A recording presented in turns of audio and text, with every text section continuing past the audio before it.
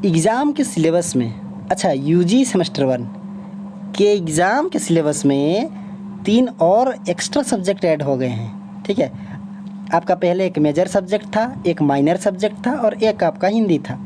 अब इसमें आपको अलग से 3 और पढ़ने पड़ेंगे। तो यहाँ पर क्या है कि जो 3 सब्जेक्ट हैं उनमें से आपके लिए मैंने एक उठा लिया है जो आपको पढ़ना ही पड़ेगा, ये कंपलसरी है। ठीक है, तो अब इससे जो है आप बच नहीं सकते क्योंकि आपको ये पढ़ना ही पड़ेगा और इसका नाम है डिजिटल एजुकेशन।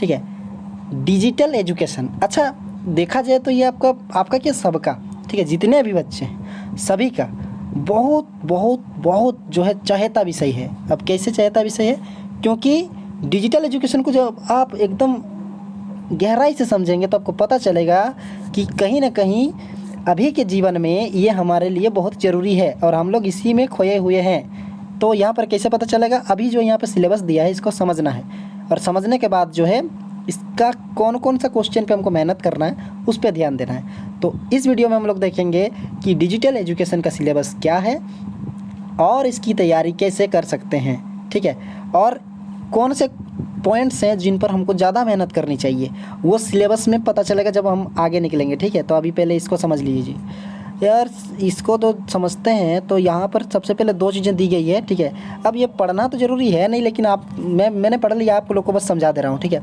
इसको समझ जाइए जो चीज़ें हैं। पहला यहाँ पर है कोर्स ऑब्जेक्टिव। इसका मतलब होता है इसका क्या मकसद है भाई, कुछ तो मकसद होना चाहिए ना कि डिजिटल एजुकेशन दे रहे हैं। और दूसरा बता रहा है लर्निंग आउटकम्स, यानी कि अब पढ़ा तो दिए, इससे आपको फ़ायदा क्या होगा। तो दोनों चीज़ें यूनिवर्सिटी आपको बता रही है कि ये जो है हमारे जीवन में, आजकल के जीवन में, जिसे रोज़मर्रा का जीवन कहते हैं ना, इंग्लिश में बोलते हैं डे टू डे लाइफ, इसमें यूज हो रहा है। ठीक है, मोबाइल फ़ोन का यूज, लैपटॉप का यूज, कंप्यूटर का यूज हो गया। ठीक है, तो इन सब चीज़ों का जब इस्तेमाल हो रहा है और ऑनलाइन जैसे जैसे बढ़ा जा रहा है, लोगों के हर एक काम में ऑनलाइन आ रहा है, तो इस वजह से इसका उद्देश्य यही है कि लोगों के जीवन में क्या क्या जो है फ़ायदे आ सकते हैं। दूसरा वही फ़ायदे यहाँ पे नीचे बताया गया है कि आप जो है इसका महत्व को समझेंगे, आप जो है इंटरनेट के माध्यम से एजुकेशन को प्राप्त करेंगे, आप एजुकेशन जो इंटरनेट के माध्यम से सीखेंगे। बहुत सारे ऐसे काम हैं जो बाय इंटरनेट आप करते हैं, वो आप बेहतर तरीके से कर सकते हैं, एक अच्छा नागरिक बन सकते हैं और एक जिम्मेदार नागरिक बन सकते हैं। क्योंकि कोई भी चीज़ का 2 तरीके से जो है इस्तेमाल हो जाता है, पहला चीज़ अच्छाई के लिए और दूसरा चीज़ बुराई के लिए। तो अगर डिजिटल एजुकेशन है तो आपके अंदर इसको जो है एक देश के विकास के लिए आप जो है इसके यूज कर सकते हैं, आप एक जिम्मेदार नागरिक बन सकते हैं, वगैरह वगैरह बहुत सारी बातें लिखी हुई है। तो इस सब चीज़ को आप डिटेल से पढ़ लीजिएगा। आगे बढ़ते हैं इसके सिलेबस पे। इसका सिलेबस है, ये देखिए, यूनिट 1, 2, 3, 4, शायद 4 ही है, हाँ 4 ही है। बाकी बात इधर नीचे बताया कि क्या क्या सजेस्टेड रीडिंग है, क्या क्या आपको पढ़ना है, तो 4 ही है। वाह, ये तो पूरा मतलब फ्रेम में आ गया। अब यहाँ पर समझते हैं। सबसे पहला दिया गया है यूनिट 1, ठीक है, इंट्रोडक्शन टू डिजिटल एजुकेशन। अब इसमें आपको क्या बताया जाएगा, इसमें आपको ये बताया जाएगा कि डिजिटल एजुकेशन है क्या।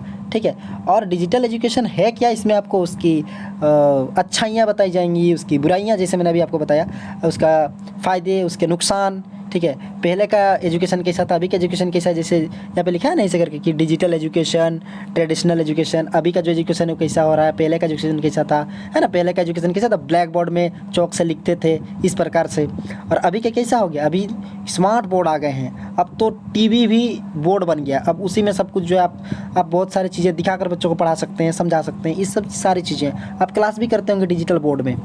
सेकंड बताया गया है डिजिटल एजुकेशन टूल। अब यहाँ पे ये साफ साफ लिखा है कि कौन कौन चीज़ों का एजुकेशन डिजिटल यूज कर सकते हैं। ठीक है, तो पहला बताया गया आपके जो यहाँ पर माइक्रोसॉफ्ट टीम है, गूगल क्लासरूम है, देखते जाइए, माइक्रोसॉफ्ट टीम है, ठीक है, गूगल क्लासरूम है, लिंक्डइन है, और Google slide, Google spreadsheet, Google form, YouTube.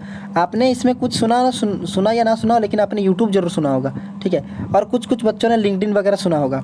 ठीक है, तो इन सारी चीज़ों को, ये जो चीज़ें आप यूज कर रहे हैं, यूट्यूब, लिंक्डइन, ठीक है, तो इन सारी चीज़ों के बारे में आपको डिटेल से जानकारी दी जाएगी। अब दी जाएगी कि क्या, अभी तो एग्ज़ाम ही होना है, ठीक है, जबकि सब क्लास में होना चाहिए था। तो ये सब चीज़ों के बारे में आपको जानकारी जुटानी पड़ेगी। टेंशन मत लीजिए, एग्ज़ाम डी तैयारी, एग्ज़ाम की आपको सब तैयारी करवा देगा अच्छे तरीके से और एकदम ज़बरदस्त तरीके से। आप ऐसे लगेगा कि आप क्लास बहुत ज़्यादा किए हैं। ठीक ठीक है, और आपको कॉन्फिडेंस लेवल आ जाएगा।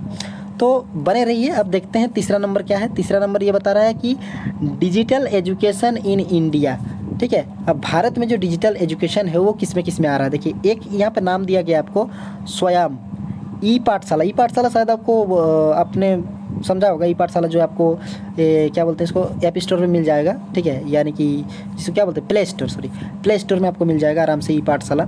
अब इसके बाद दिया गया national digital library of India in NDL India, digi locker, advantage and challenge in digital education in India. Bharat में डिजिटल एजुकेशन को लेकर क्या क्या प्रॉब्लम्स हैं, ये सब के बारे में जो है यहाँ बताया जाएगा। तो ये हो गया। अब फाइनली हम लोग का जो 4 नंबर का है ये वाला, चौथा वाला, ठीक है, इसमें क्या दिया है इसको देखते हैं। इसमें ये बताया जा रहा है ई गवर्नेंस। अब हम लोग का जो गवर्नमेंट है वो भी डिजिटल होने जा रहा है, देख रहा है कि दुनिया डिजिटल हो रहा है तो गवर्नमेंट को भी डिजिटल होना पड़ेगा। तो यहाँ पर आपको उसके बारे में सीखना पड़ेगा कि हम लोग का जो गवर्नमेंट ऑफ इंडिया है, ठीक है, वो किस प्रकार से जो है हर एक चीज़ों को लोगों को बाय इंटरनेट जो है सुविधाएं पहुँचा रहा है, ठीक है। तो ई गवर्नेंस के बारे में पढ़ेंगे, इसके टाइप्स के बारे में पढ़ेंगे, ठीक है। और ये जो दिया गया है ना, government of employ, government to business, ठीक है, गवर्नमेंट टू गवर्नमेंट और ई गवर्नमेंट इन झारखंड, ये सब के बारे में आपको एक अच्छा एग्जांपल देता हूँ। अभी जो पहले जो पैसा का प्रोसेस होता था ना, जैसे कि छात्रवृत्ति मिलती थी, मतलब स्टाइपेंड, ठीक है, तो ये क्या होता था, पहले बच्चों को हैंड टू हैंड दिया जाता था। अब क्या हो गया, बाय बैंक अकाउंट में डायरेक्ट आ रहा है, ठीक है, डीबीटी के माध्यम से डायरेक्ट बैंक अकाउंट में ट्रांसफ़र किया जा रहा है। और बहुत सारी चीज़ें, जैसे कि पहले क्या होता था, जो लोग ड्यूटी करते थे उनको जो है पैसा वहाँ पे बाय हैंड, मतलब वो हाथों में दिया जाता था। अब वो पैसा क्या आ रहा है, उनके अकाउंट में आ रहा है और अकाउंट से वो लोग उठा के जो है उसको यूज़ कर रहा है। तो अकाउंट का इस्तेमाल, एटीएम का इस्तेमाल, ठीक है, और इस प्रकार से बहुत सारे फ़ोनपे, पेटीएम, ये सब चीज़ों का इस्तेमाल हो रहा है। यही सारी चीज़ें हैं डिजिटल एजुकेशन, ठीक है। कैसे एटीएम का इस्तेमाल करना है, कैसे फ़ोनपे का इस्तेमाल करना है, और किस प्रकार से ई पाठशाला का इस्तेमाल करना, यूट्यूब, गूगल फॉर्म, ये सब का इस्तेमाल करना, ये सारी चीज़ें डिजिटल एजुकेशन में आ जाएंगी, ठीक है। तो है बहुत आसान, लेकिन इसको पढ़ना पड़ेगा क्योंकि एग्ज़ाम में इससे आपसे डिटेल से पूछेगा। 2-3 तो आपको खाली स्थान या मिलान चिन्ह या फिर एमसीक्यू टाइप दे देगा और बाकी तो आपको लंबा लंबा पूछने वाला है, ठीक है। तो इसको समझ जाइएगा। तो ये रहा हम लोग का सिलेबस, एक बार देख लीजिए। ई गवर्नेंस है, डिजिटल एजुकेशन इन इंडिया है, डिजिटल एजुकेशन टूल है और इंट्रोडक्शन टू डिजिटल एजुकेशन है। ये सारी चीज़ें हैं। इससे हम लोग के अंदर ये बताया गया है कि इससे क्या क्या फ़ायदे होंगे और इसका उद्देश्य क्या है। तो कोल्हान यूनिवर्सिटी चाईबासा जो है 4 year under graduate course semester 1 के तहत जो है ये बता रहा है कि डिजिटल एजुकेशन अब अनिवार्य है, आपको पढ़ना पड़ेगा, ठीक है। तो टेंशन मत लीजिए, हम लोग जो है बहुत जल्द इसके भी बहुत सारे इंपॉर्टेंट क्वेश्चन को तैयार करेंगे। अभी तक आपको यूट्यूब में या फिर इंटरनेट में इससे संबंधित कोई भी प्रश्न वगैरह नहीं मिलेंगे क्योंकि फ़िलहाल ये एकदम लेटेस्ट है, ठीक है। और बहुत जल्द जो है आपको हम इसको प्रोवाइड करेंगे ताकि आप उन सारी चीज़ों को बहुत जल्द सीख सकें और एग्ज़ाम में उसका उपयोग कर सकें और एक अच्छा मार्क्स ला सकें, ताकि डिजिटल एजुकेशन के बारे में आपका नॉलेज बढ़े और इससे हमारे देश को बेनिफिट हो और आप एक जिम्मेदार नागरिक बने। धन्यवाद। एग्ज़ाम डी तैयारी एग्ज़ाम की।